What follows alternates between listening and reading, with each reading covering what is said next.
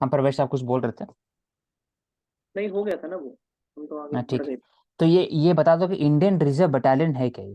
कोई सर्च करके बता दो ये। एक नया टर्म देख रहे हो, इंडियन रिजर्व बटालियन।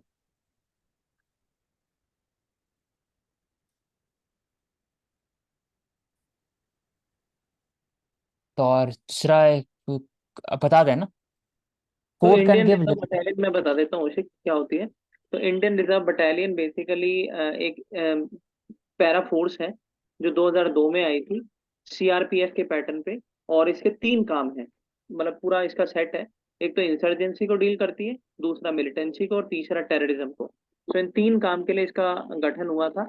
और जहां तक बात है कि ये किसके अंडर आती है, तो basically every state government has the right to create its Indian reserve battalion. अगर हम बात करते हैं हरियाणा की, तो हरियाणा में भी है। मणिपुर की बात करते हैं, मणिपुर में भी है। पुडुचेरी में भी है, पंजाब में भी है। So basically, these are called as a specialized paramilitary forces to have, robust intelligence and multidisciplinary strategy to deal with these three things: insurgency, militancy, and terrorism. तो प्रवेश ये जो आईआरबी है, तो ये हम्म, सेंट्रल लिस्ट के अंदर नहीं आती है, इसके अंदर आता है, स्टेट में आता है। नहीं, बेसिकली आपका पुलिस ही स्टेट लिस्ट में है, तो आईआरबी ये भी कैसे आएगा स्टेट इसमें? लिस्ट में, तो आईआरबी पुलिस का पार्ट है, स्पेशलाइज्ड पार्ट हो गया नहीं नहीं नहीं आईआरबी। नहीं, ये आईआरबी पुलिस का पार्ट नहीं है। आईआरबी बेसिकली पैरामिलिट्री फोर्स है, जैसे हमारे सीआरपीएफ, बीएसएफ, आईटीबीपी होती है, ऐसा। ओ स्टेट के अंदर में ये। हाँ। ठीक। Then regarding the courts can give limited pre arrest bail in FIR from outside the state. ये अगर समझा दे प्रवेश ये वाला बेल प्रोविजन क्या बोलना तो चाह रहे बेसिकली हैं? इसमें एक्सेप्शनल सुप्रीम एंड कोर्ट ने कंपेलिंग सिंपल, सर्कमस्टांसेस ओनली। हाँ, बताओ। इतना सा बोला है सुप्रीम कोर्ट ने कि अगर कोई केस किसी स्टेट में हुआ है और वो इंसान दूसरे स्टेट में है और पुलिस उसको वहां पर पकड़ती है, और उसका हम्म, वकील वो अगर करता है और बेल के लिए जाता है, तो आप उसको लिमिटेड टाइम पीरियड की बेल दोगे। और एंटीसिपेटरी बेल, जो मतलब एक कुछ टाइम पीरियड के लिए मिलती है आपको, तो आपको कुछ टाइम पीरियड के लिए मिलेगी। मतलब इतना सा इस टॉपिक का पूरा क्रक्स है, वो ज्यादा देर के लिए मिलेगी। क्योंकि अभी क्या होता है कि अगर अगर अगर अभी कोई जाता है कोर्ट में, तो आप 2 लाख रुपए दे के, 10 लाख रुपए दे के बेल ले लेते हो। 3 महीने की भी, 6 महीने की भी, वो नहीं हो सकता है। आपको कुछ अमाउंट, मतलब 1 दिन 2 दिन इस तरीके की बेल मिल पाएगी। ठीक।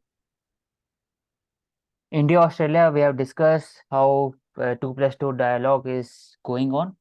और इसमें फॉरेन मिनिस्टर डिफेंस मिनिस्टर होते हैं दोनों तरफ से, और यूएस के साथ स्टेट सेक्रेटरी ऑफ स्टेट और डिफेंस सेक्रेटरी।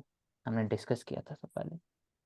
तो यहाँ पे हम डिफरेंस की भी बात कर सकते हैं। परोल और फर्लो में क्या डिफरेंस होता है प्रवेश? यहाँ पे लिखे ना, Ram Rahim has availed parole and furlough, तो इसमें क्या डिफरेंस है? हाँ। पैरोल तो बेसिकली होता है, मानसी, कि आपको, मतलब जो जेल अथॉरिटीज है वो पैरोल पे भेज रही है, मतलब आपको कुछ दिन के लिए उन्होंने आपको भेज दिया है। और मतलब उसके लिए आपको कुछ जमा करना पड़ता है, या तो आपको अपनी डिग्री, किसी की जो आपका विटनेस जो आपको लेने, मतलब करवाने आया आपकी पैरोल, वो, या फिर एक स्पेसिफिक फिनेंशियल अमाउंट आपको रखना पड़ता है पुलिस अथॉरिटी के पास, तो ही आपको पैरोल मिलती है। और फेरोलो, आई थिंक, मुझे एग्जैक्टली तो याद नहीं आ रहा। तो फेरोलो बेसिकली एक, जो आपको, मतलब मुझे देखना पड़ेगा इसमें, तो अभी मैं श्योर नहीं हूँ फेरोलो का।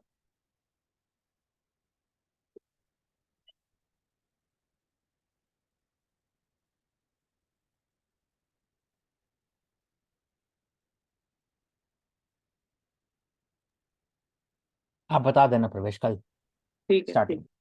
ठीक। ग्रुप पे एक बार डाल दो defence minister. 1.5 Celsius threshold breached on 86 days this year, UN का रिपोर्ट है। उन्होंने कहा है कि world together emitted 57.4 billion ton of carbon dioxide, that is 1.2% overall increase than the previous years. तो एमिशन गैप रिपोर्ट ये कौन पब्लिश करता है? ये यूएन इन्हीं भी पब्लिश करता है। तो ये एग्जाम आ सकता है, प्रीलिम्स में पूछता भी है हमेशा। रिपोर्ट्स एंड इंडेक्स इंपॉर्टेंट है फ्रॉम द पर्सपेक्टिव एग्जामिनेशन।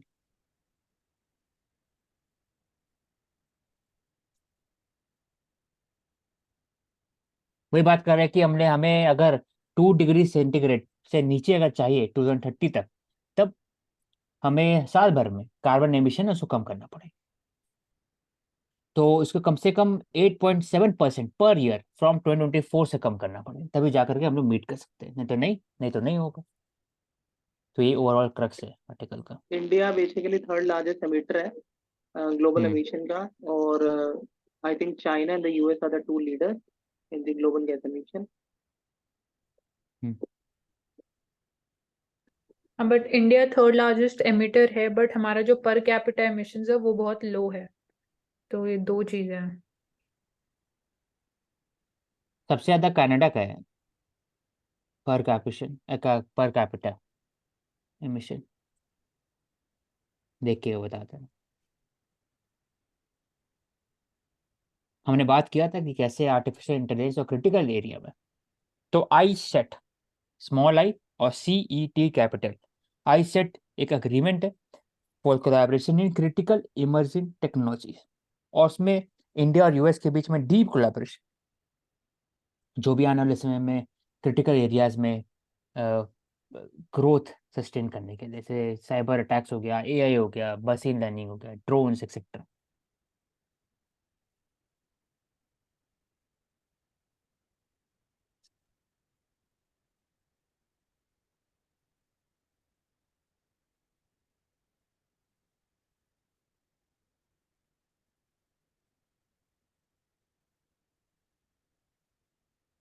हमेशा भूल जाते हैं। I really think a champion is defined not by their wins but how they recover when they fall। तो ये डायरेक्ट स्टेटमेंट है। तो आंचल आप ही बताओ इसका, आंचल और करुणा ही करुणा, आंचल, दिव्या, सबको ये आप सबके हिसाब से, ऐसे के हिसाब से लिखो उसको, बताओ एक एक दो दो पॉइंट ये कोट का। मैं बोलती पहले वर्ल्ड कप के कॉन्टेक्स्ट में ले सकते हैं। इंडिया ऑस्ट्रेलिया का वर्ल्ड कप मैच हुआ था और इंडिया हार गई, ऑस्ट्रेलिया विन। तो उसके कॉन्टेक्स्ट में ले सकते हैं कि किस तरह से वो हारने के बाद भी उस चीज से आगे फिर से अपने आप को कैपेबल बना के उस चीज को फेस करते हैं, रिकवरी करते हैं उससे किस तरह से।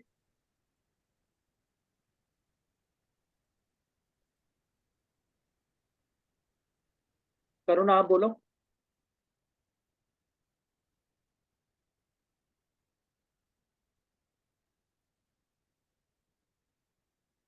इसमें हम ये भी बोल सकते हैं कि जरूरी नहीं है हर बार मतलब हम लोग जीते, लेकिन अगर हम हार भी रहे हैं तो उससे भी हम लर्निंग्स ले सकते हैं। जैसे कि वर्ल्ड वॉर्स हुए थे और मतलब वैसे फ्रीडम फाइटर्स ने भी मतलब स्ट्रगल की थी लोग, तो वहां से भी हम थोड़ा सा एस्पेक्ट लेके आ सकते हैं इसके अंदर।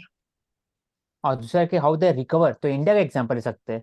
200 ईयर्स ऑफ कोलोनाइजेशन हुआ था इंडिया के ऊपर में, तो बहुत खराब समय था, लेकिन कैसे इंडिया रिकवर किया 25 ईयर्स के अंदर में, तो वो दिखाता है चैंपियन। एग्जाम्पल ये हो गया, और किसी इंडिविजुअल को का कुछ हो गया। बोलना हो तो चलते आगे। चलते।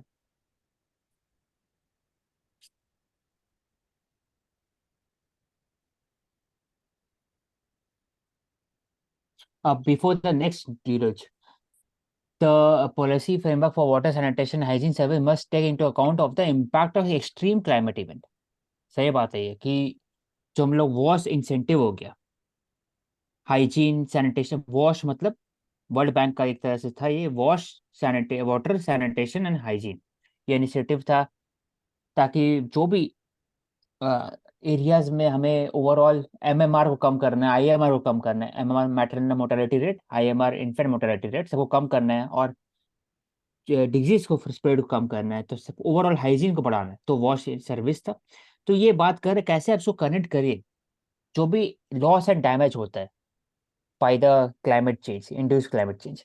तो इसमें दिया हुआ है कि अगर साइक्लोन के समय में टॉयलेट टूट गया हो या वाटर सप्लाई टूट गया हो, तो कैसे इसको पॉलिसी ऐसा होना चाहिए कि क्लाइमेट रेजिलियंट पॉलिसी होना चाहिए, क्लाइमेट सस्टेनेबल पॉलिसी होना चाहिए। तो उसी का कॉप सर मेल सेक डॉक्यूमेंट है, उसमें बात करता है लॉस एंड डैमेज का, और कैसे कंट्रीज को है कि वो दोनों को जोड़े, पॉलिसी मेकिंग को हमेशा जोड़े क्लाइमेट रेजिलियंस से, चाहे वो MSP कर रहा है, चाहे वो एजुकेशन कर रहा है, हेल्थ कर रहा है, एक्सेट्रा सबका। तो प्रवेश आप इसको डिस्कस करो, मैं जल्दी से गो थ्रू करता हूँ आर्टिकल। कौन से वाला है? ये कि जो पॉलिसी है ना, वो एक तरह से एक्सट्रीम क्लाइमेट चेंज जो इवेंट हो रहा है उसके बीच में कोऑर्डिनेशन रहना चाहिए फॉर ठीक है। Regarding the water sanitation hygiene service.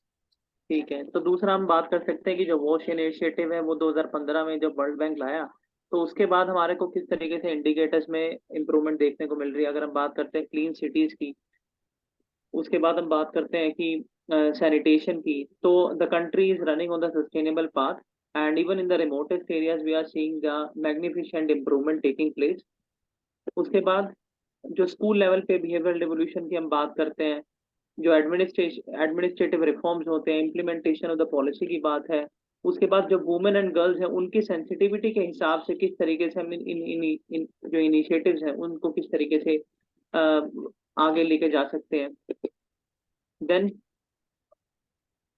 Basically हमें कोशिश करनी होगी जो प्रॉब्लम्स अभी भी देखने को मिलती है, जैसे कि जो टैप वाटर फैसिलिटी हम दे तो रहे हैं लेकिन उसमें किस तरीके से जो वाटर इश्यूज हैं, when we are seeing the unportable water is being supplied, so we have to ensure that the the chlorine and all these chemicals which are used to refurbish the water facilities in the by the governments, that should be properly done. Properly implementation should be done in the water. अगर हम water improvement की बात करें तो हम water pumps और जो waters हमारे मीटर्स होते हैं उनको हर घर के अंदर, मतलब जो हमारा वाटर जल डिपार्टमेंट जो होता है अंडर द मिनिस्ट्री ऑफ जल, वो उसको प्रॉपर तरीके से लगवा सकता है, उसकी प्रॉपर चेकिंग हो सकती है, उसमें कोई फ्रॉडलेंट मैकेनिज्म ना आए उसका इंश्योर कर सकते हैं, और डिजिटल मीटर्स भी हम इस तरीके से यूज कर सकते हैं। इसमें और ऐड करूंगा, इसमें 2-3 एरियाज है। पहला है कि डिस्पाइट ऑफ इम्प्लीमेंटिंग स्वच्छ भारत अभियान, जल जीवन mission, country still struggling for developing climate resilience, wash infrastructure and sustainable practices, इसको लिख सकते हैं।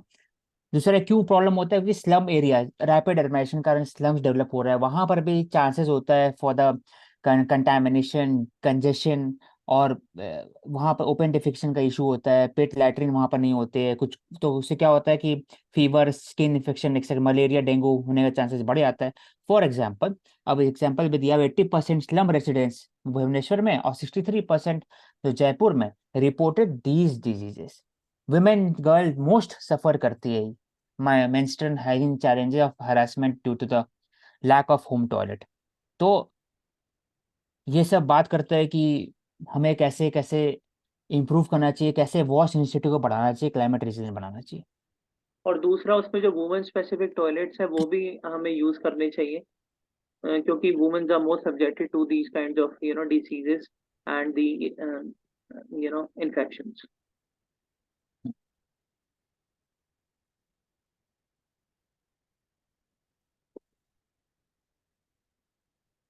तो 1962 वॉर हुआ, तो 1962 वॉर में कहाँ कहाँ हुआ था, तो ये इम्पोर्टेंट पाथवे पास है, रेजंगला, टोंगपा, बोमडीला, नाथुला। तो बोमडीला नाथुला उस तरफ में, मतलब सिक्किम और नॉर्थ ईस्ट साइड में। सिक्किम एंड भूटान के पास। हम्म। हाँ, तो ये एक इम्पोर्टेंट एरिया। अच्छा ओशिका, आप मुझे बताइए कि जो 1962 वॉर हुआ, मतलब जो साइनो इंडो वॉर हम बोलते हैं। तो ये प्रवेश ले लेना, अच्छा आर्टिकल है इसको, ठीक है। तुम कौन सा ले लेना, फोटो खींच लेना इसको, या फिर इसको ले लेना ठीक है। अलग से, क्योंकि इसे बताएगा ओवरऑल कि 1949 में मौ सेंगतुंग आए, उन्होंने एनेक्स किया तिब्बत को 59 में। और उस समय ही फ्लावर्स कैंपेन हुआ था, उन लोग चाह रहे थे कि भाई मैक्सिमम लोग को एक तरह से आइडियोलॉजी की तरफ में लाए चाइना के अंदर में। तो उन्होंने एक कैंपेन किया, फिर सरदार वल्लभ भाई पटेल और जवाहरलाल नेहरू ने बोला कि चाइना एक पोटेंशियल एनिमी है और वो लेफ्ट सेंट्रिक ज़्यादा है, तो बहुत दिक्कत है एक हॉस्टल कंट्री के साथ काम करने का। और उन्होंने कंडेम भी किया था 1959 में, जब चाइना ने अग्रेशन दिखाया था तिब्बत में। तो वहीं से फिर रिलेशनशिप खराब हुआ था, हिंदी चीनी भाई भाई एक तरह से प्रोपागेंडा भी था, जो डिल्यूजन प्रोपागेंडा था एक तरह। तो और उसके बाद धीरे धीरे करके चाइना ओवर द 50s, तो 1962 वॉर अगर बोलेंगे, it was not on that day, it was from 1953 onward, कि थोड़ा थोड़ा थोड़ा थोड़ा वो हाईवेज बना रहे थे, वॉयलेट कर रहे थे बॉर्डर्स को, इनकर्जन, जो आज क्वेश्चन में है ना इनकर्जन, तो ये इनकर्जन इनकर्स कर रहे थे यहाँ पर। तो ये दिखा रहा था कि उनका जो विलिंगनेस था towards the forward policy in north in Jammu and Kashmir, Ladakh region and as well as in Arunachal Pradesh, वो बढ़ते जा रहा है। और धीरे धीरे जब एक समय आया 1962 वॉर में, जब हमारे प्राइम मिनिस्टर ने बोला कि अब बहुत हो गया, उसमें से फिर लड़ाई हुआ और फिर हार का सामना करना पड़ा। तो स्ट्रैटेजिक मिस्टेक का भी बात कर रहे थे कि लॉस्ट टेरिटरी से इसको छोड़ दिया जाए, क्योंकि वो एग्रीकल्चर रिच तो है नहीं, तो क्या फायदा। ये अपने तरफ से भी था, वर्ल्ड वॉर 2 के समय का वेपनरी था उस समय, और मॉडर्नाइजेशन हुआ भी नहीं था, तो इसी कारण प्रॉब्लम हो गया। तो जनरल पी एन थापड़ वही है के पापा, जो वायर के जो एडिटोरियल ना थापड़, तो उन्हीं के फादर है। और बाकी जो लीड कर रहे थे इंडियन आर्मी को, जॉइंट मिलिट्री डिफेंस कमांड। तो डेथ हुआ अप्रोक्सीमेटली 1300 पीपल का, और 38,000 स्क्वायर किलोमीटर ऑफ लैंड दिया गया चाइनीज को। तो ये ओवरऑल उसके बाद से 1965 के समय से मॉडर्नाइजेशन ऑफ इंडियन आर्मी और कमांड स्टार्ट हुआ, और 67 में रॉ का भी गठित हुआ। आईबी पहले था, जो फॉरेन इंटेलिजेंस और इंडियन इंटेलिजेंस को संभालता था। रॉ आया 1967 में, और 1971 में तो बांग्लादेश को आज़ाद भी कर दिया। तो ये दिखाते हैं कि ओवर द इयर्स कैसे इंडियन डिफेंस स्ट्रक्चर और सिक्योरिटी apparatus चेंज हुआ है। यहाँ ठीक है, ये ले सकते हैं गवर्नर रोल, ले हम लोग डिस्कस कर लिए थे इसे। आशिक ऊपर तो वाला क्या ले सकते हैं, लॉज ऑफ एवरेजेस वाला, क्विकली कवर कर देते लॉज ऑन एवरेज,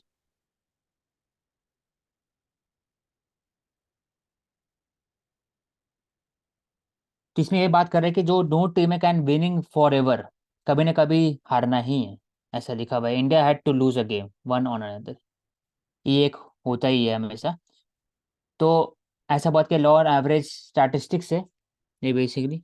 तो मुझे पढ़ना पड़ेगा इसके बारे में कि लॉ एंड एवरेज है क्या ये एग्जैक्टली। अगर आपको पता होगा तो बता सकते हो ना, तो फिर मैं सर्च करके बता दूंगा कल।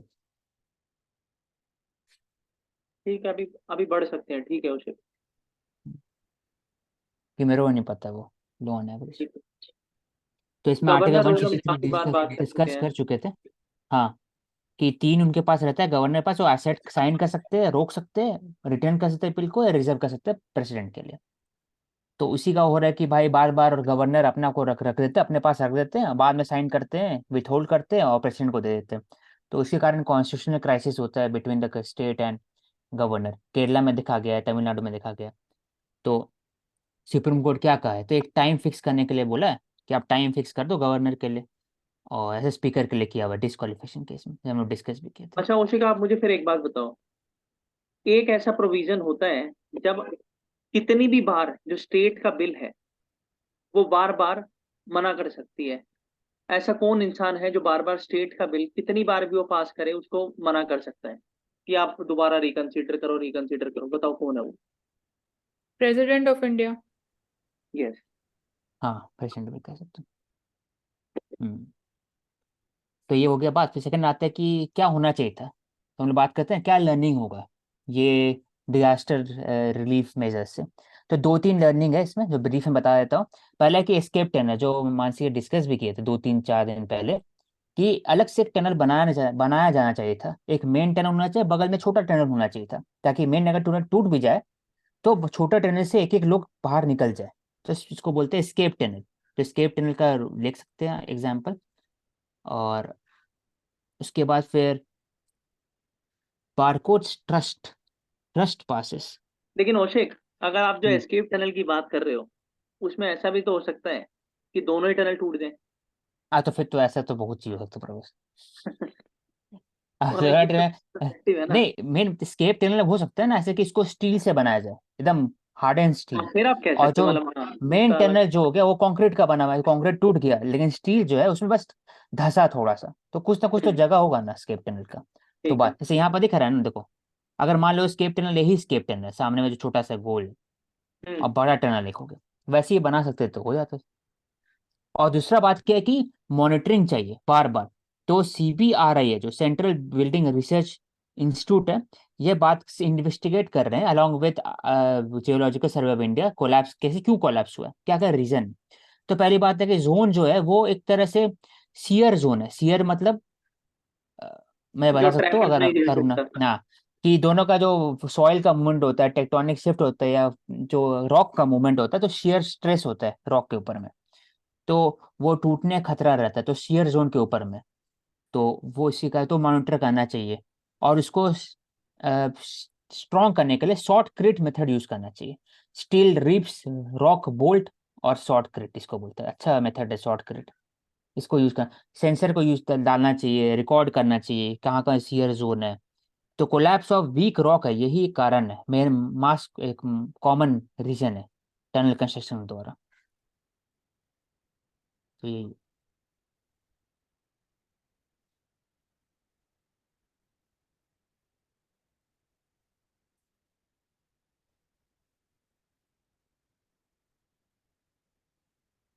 तो RBI tightening of lending norms और unsecured norm is credit positive, Moody बताते हैं। तो मूडी और तीन होते हैं जो फेमस है। क्रिसिल, मूडी और हाँ फिच। क्रिसल, पिच नहीं, क्रिसिल नहीं है ना, स्टैंडर्ड एंड पुअर है ना, मतलब S&P है। नहीं, क्रिसिल भी है। S&P, हाँ क्रिसिल भी है। S&P है, बिग थ्री बोलते हैं ना, क्रिसल तो इंडिया का हो गया ना। इस पे क्वेश्चन भी आया हुआ है प्रीलिम्स में, नेम्स दे रखे थे क्वेश्चन में कि ये बॉडीज हैं क्या, तो क्रेडिट रेटिंग एजेंसीज थी, और क्रेडिट रेटिंग एजेंसीज पे ये भी है कि रेगुलेट कौन करता है। I think we have finished marks, ठीक है। Fourth page.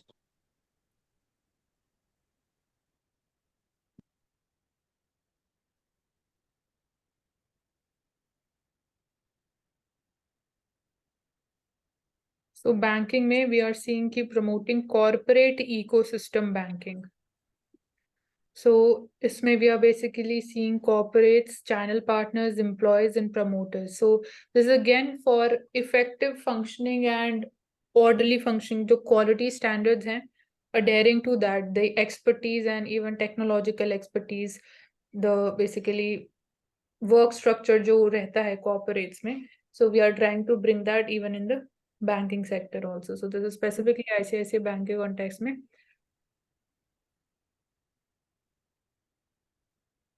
ये हम ले चुके हैं। Banking ombudsman appointment bye RBI and consumer awareness का जो क्रिटिकल सेंसिटिव पर्सनल डेटा है आपको शेयर नहीं होना चाहिए, बेसिकली पिन नंबर हो गया, OTP नंबर हो गया।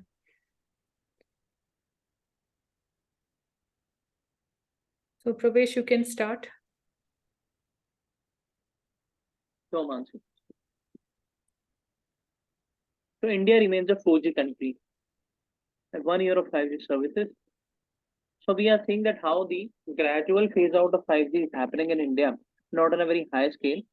And Reliance Jio, Bharti Airtel, they have started, 5G services, and a subscriber base of around 125 million we have seen.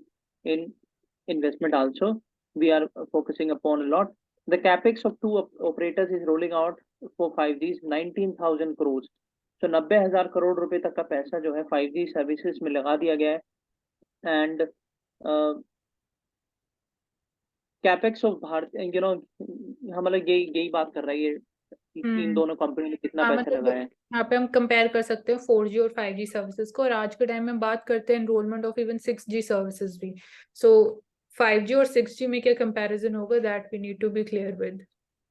Yes, high latency होते हैं with again every improved standard generation.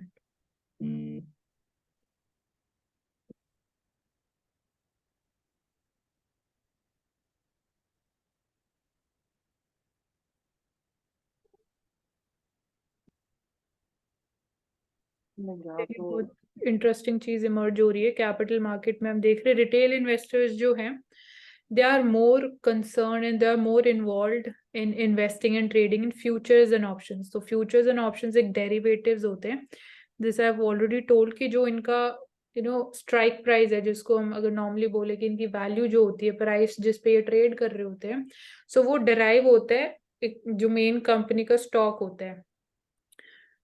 सो एक basically derivative इसलिए हम उनको बोलते हैं कि the value is derived from the parent company stock performance. So stock की जो And I वैल्यू think, है स्टॉक की yeah, and and I think the derivatives are subject to the company's up and down. तो अगर company को रहता है। ज्यादा प्रॉफिट, yes, हम्म मतलब वो फिर प्रोपोर्शनेटली इतना मूव करने की जो बात होती है, सो वो बेसिकली यहाँ पे दो चीजें होती है। I was discussing it on some day also कि अल्फा और बीटा के कॉन्टेक्स्ट में हम बात कर रहे थे। तो अल्फा बताता है कि किसी भी स्टॉक की या इवन इसको हम ऑप्शंस में फ्यूचर्स में ज्यादा यूज करते हैं। अल्फा इज बेसिकली कि बेंचमार्क जो इंडेक्स है अगर उससे सपोज अल्फा की वैल्यू हायर है तो वो ये सिग्निफाई करते हैं कि जो बेंचमार्क इंडेक्स है और ऑप्शन का जो अल्फा है अगर वो हाई है तो ज्यादा बेटर परफॉर्मेंस है उस पर्टिकुलर ऑप्शन की, तो मतलब that would be more prefer to trade और इन्वेस्ट। सिमिलरली अगर बीटा जो है अगर वो सपोज लो है तो हमें मतलब we prefer lower beta value, क्योंकि बीटा सिग्निफाई करते हैं वॉलेटिलिटी।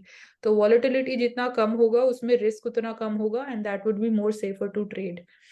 सो यहाँ पे हमें ये देखने को मिल रहा है कि retail investors still they are more involved in investing futures and options, despite we are seeing की एविडेंस एंड नंबर्स जो है हमारे पास डेटा जो है वो हमें ये बता रहे हैं कि 90% the people they lose money in this, क्योंकि this is again futures and options की जो वॉलेटिलिटी है वो बहुत ज्यादा होती है, तो ये ज्यादा रिस्की होते हैं कंपेयर टू अगर आप डायरेक्ट इक्विटी में इन्वेस्ट या ट्रेड करते हो तो। So despite that, we are seeing key retail investors are still investing in futures and options. So investor risk reduction access platform at the BSE. This was launched recently. So investor risk reduction access. ये इसी चीज के लिए है कि again retail investors they are not skilled enough, उनको complete knowledge नहीं है, कंप्लीट अवेयरनेस नहीं है, कंप्लीटली प्रॉपर डेडिकेटेड टाइम के लिए वो नहीं डिवोट करते for practicing, directly they jump on to real trading. So इसलिए बेसिकली ज्यादा लॉसेस देखने को मिल रहे हैं। So for that risk reduction this platform has been launched. okay.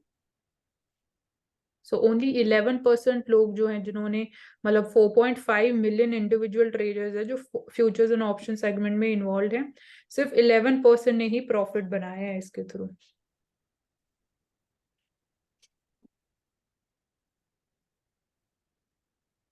तो मुझे कोई बता सकता है what are the blue collar jobs?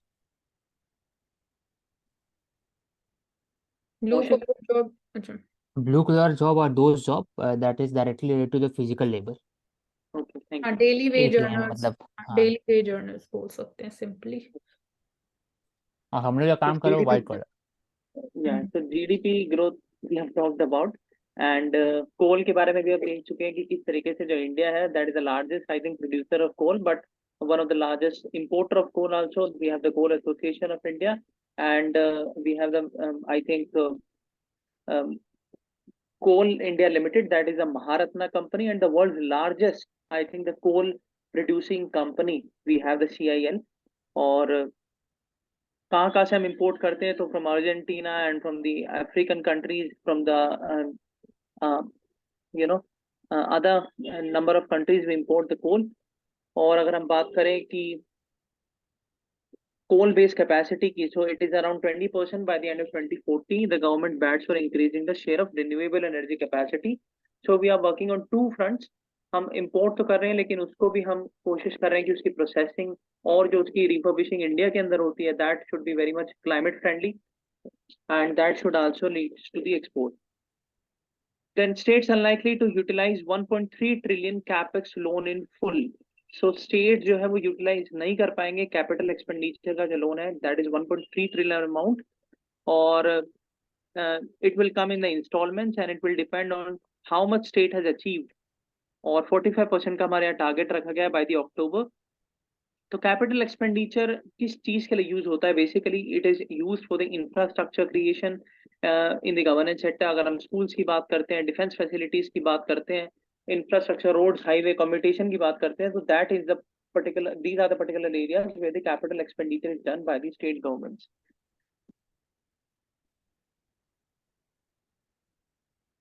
So Andhra has been eligible for funds under the capex scheme. Okay.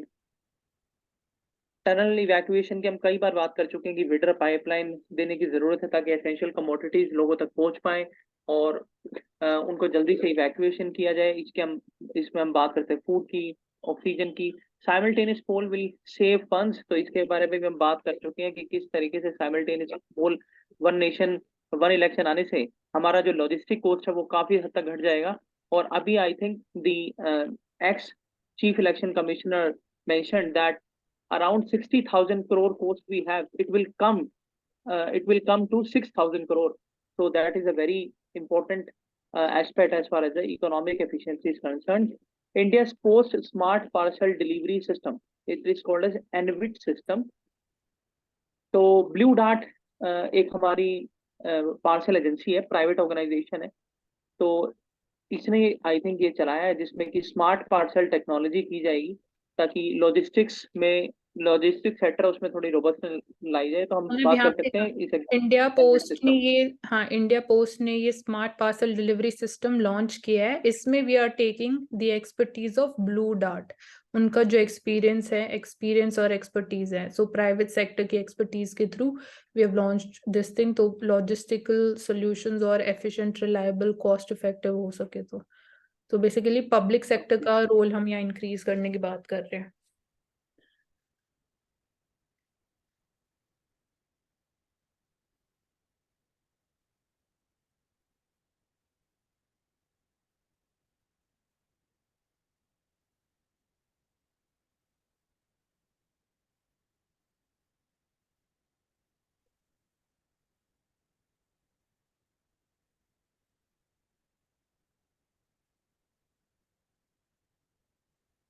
तो हम ये एग्जांपल ले सकते हैं कि किस तरीके से जो Larsen and turbo company, I think it is a German company having its base in India, it wins mega hydrocarbon deals in the West Asia. Exact size of the contract is 15,000 crore and it will execute the domestic international projects, ultra mega contract with the West Asian clients in the hydrocarbons.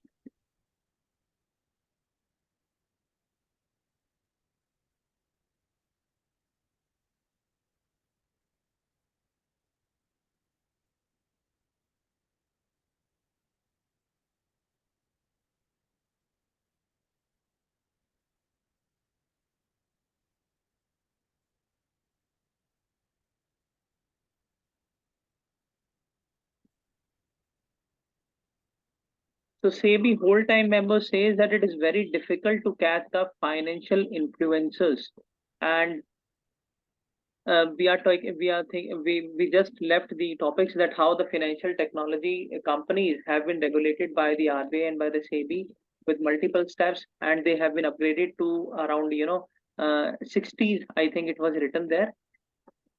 So SEBI में हम बात करते हैं, so SBI upgrades 60 NPA accounts to financial technologies. The bank believes that fintechs are great counselors and speak to customer much better than bankers, and it will form a policy within next few days to collaborate for the NPA recovery. तो financial technology companies के जहाँ तक हम बात उनको regulate करने की कर रहे हैं, लेकिन ये भी देखा जा रहा है कि किस तरीके से जो फाइनटेक है वो फाइनेंशियल इंक्लूजन में हेल्प कर रहे हैं और बैंकिंग सेक्टर को कहीं ना कहीं मास आउटरीच में हेल्प कर रहे हैं। तो यहाँ पे आंचल बताओ कि फाइनेंशियल इन्फ्लुएंसर्स प्रॉब्लम क्यों क्रिएट कर रहे हैं?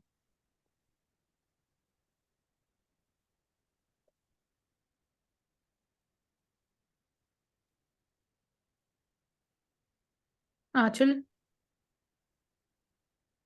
Mansi, we are short of time, you can please conclude. मैं बताया तो एक बार हम्म कि फाइनेंशियल इन्फ्लुएंसर है ना, वो एक तरह से स्टॉक का बाप था, जैसे फॉर एग्जांपल। तो वैसे ही बाकी सब इन्फ्लुएंसर भी है जो इनडायरेक्टली और डायरेक्टली इन्फ्लुएंस कर देता है for the purchasing of the stocks of the company. उससे क्या होता है कि जो आर्टिफिशियल कंपटीशन है वो कंपटीशन हैम्पर होता है हाँ, मेन एक स्टॉक कंसर्न मार्केट में, इसका और मैंने दूसरा पहले कि फ्रॉड का भी चैलेंजेस है इसमें। क्योंकि ये तो अनरजिस्टर्ड है, इन्फ्लुएंस तो कर सकते अनरजिस्टर्ड है, हाँ illegal भी हाँ, होते हैं। इंडस्ट्री बता ऐसे भी। तो ये इलीगल तरीके से इन्फ्लुएंस कर रहे हैं, प्लस जो उनका अकाउंटिंग डेटा ट्रांसपेरेंसी है वो भी मेंटेन नहीं कर रहे हैं।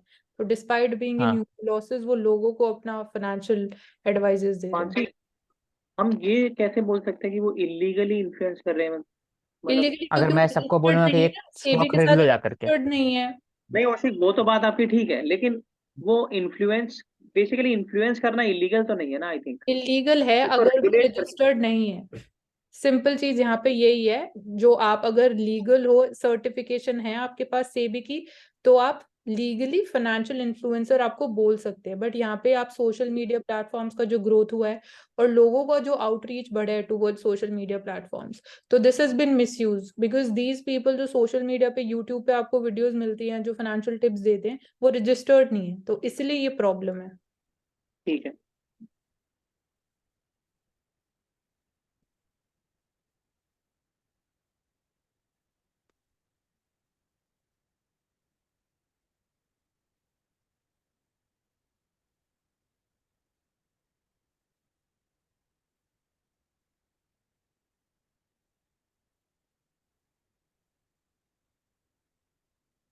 तो यहाँ पे हम बेसिकली रेगुलेशन की बात कर रहे हैं, broadcasting regulation bill, regulation of the OTT platforms, because इनका भी जो हमें ग्रोथ देखने को मिला है। यहाँ पे बात करिए जो कन्वेंशनल ब्रॉडकास्टिंग था उसमें भी how smart TVs has come up, so उस पे यूजेज बढ़ा है। Cable TV govern by the cable television networks act 1995 की, right now this is the act.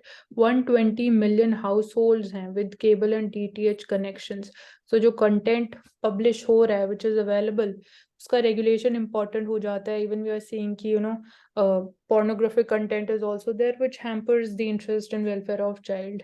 So 119 million OTT subscriptions in the country in 2022. This is very huge. 119 million. तो मैं इसमें बता देता हूँ कि बेसिकली इस जो ये बिल है और ये जो एक्ट है, इसका मेन पर्पस क्या है। ये जो केबल टीवी है और जो ओटीटी है, उनके बीच में पैरिटी लाएगा, दोनों को एक यूनिवर्सल फ्रेमवर्क के अंडर डालेगा। दूसरा ये कि जितना भी एक ये ब्रॉडकास्टर्स हैं, इनके ऊपर एक सर्विलेंस रहेगा कंटेंट इवैल्यूएशन कमेटी का। तो सेल्फ रेगुलेशन भी इनका होगा और कंटेंट इवैल्यूएशन कमेटी चेक करेगी कि क्या कंटेंट ये डाल रहे हैं और बना रहे हैं। दूसरा, एक एडवाइजरी काउंसिल होगी जो इनको एडवाइस भी करेगी कि आप इस तरीके की चीज कर रहे हैं वो जायज है, लीगल है, नहीं है। जैसे कि हम जीएसटी में भी देखते हैं, एडवांस एग्रीमेंट के लिए हमारे वहाँ पे एजेंसी है, तो इस तरीके से यहाँ पर भी है ब्रॉडकास्ट एडवाइजरी काउंसिल। इसके बाद इनको पेनल्टी के भी प्रोविजन है, और अगर उसमें इम्प्रीजनमेंट और फाइन के भी प्रोविजन जो बिल है वो लेके आए। दूसरा, जो लास्ट चीज है, इंफ्रास्ट्रक्चर शेयरिंग की बात इसमें हुई है कि किस तरीके से जो डिफरेंट प्लेटफॉर्म्स हैं वो आपस में जो इंफ्रास्ट्रक्चर है उसको शेयर कर सकते हैं, और जो अपनी वर्क प्रोफाइल है उसके बीच में किस तरीके से एक सिंक्रोनाइजेशन ला सकते हैं। तो ये कुछ इसके मेन फीचर्स हैं। और एक और है कि कंटेंट इवैल्यूएशन कमेटी भी बनानी मैंडेटरी होगी फॉर द सेल्फ रेगुलेशन और by these bodies, so that हाँ, वो शायद हाँ मैंने बता दिया। content standards and they are adhered to.